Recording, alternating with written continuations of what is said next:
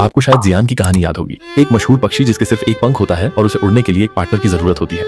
ये सिर्फ एक सुंदर उदाहरण नहीं है जिसका इस्तेमाल शो में किया गया है, ये सचमुच जीरो टू का पूरा कैरेक्टर आर्क है। यहाँ थ्योरी यह है कि जीरो टू असल में कभी भी पायलट के लिए पार्टनर की तलाश नहीं कर रही थी, वो अपनी इंसानियत की तलाश कर रही थी। उसे विश्वास था कि क्लैक्सोसॉर को मारकर वो इंसान बन जाएगी और आखिरकार अपने बचपन के डार्लिंग के लायक बन जाएगी।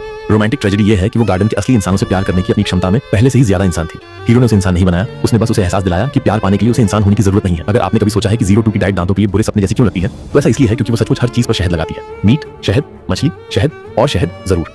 मजेदार और थोड़ी घिनौनी बात यह है कि क्लैक्सोसॉर जैसी फिजियोलॉजी के कारण उसका स्वाद बहुत कमजोर है। उसे बहुत ज्यादा मिठास चाहिए होती है क्योंकि ये उन कुछ चीजों में से एक है जिसे वो सच में अच्छे से टेस्ट कर सकती है। ये उसके शिकारी नेचर की तरफ भी एक हल्का सा इशारा है। जंगल में भालू और दूसरे शिकारी हाई कैलोरी एनर्जी बूस्ट के लिए शहद के दीवाने हो जाते हैं। वो असल में एक बहुत प्यारी, बहुत खतरनाक टॉप प्रेडेटर है जिसे शुगर की लत है, जबकि वे एक फिक्स्ड फिजिकल ट्रेट की तरह दिखते हैं। जीरो टू के सींग असल में एक बायोलॉजिकल ड्रिंक की तरह काम करते हैं। जब वो शांत खुश होती है वे काफी छोटे और डल होते हैं। जब वो स्ट्रेस में होती है या हाई सिंकिंग करती है वे गहरे लाल रंग में चमकने लगते हैं। जब वो कंट्रोल खो रही होती है वे काफी लंबे हो जाते हैं। ये उसकी स्पीशीज का एक नॉर्मल बायोलॉजिकल फैक्ट है, लेकिन ये उसे शो के सबसे ट्रांसपेरेंट कैरेक्टर्स में से एक बनाता है।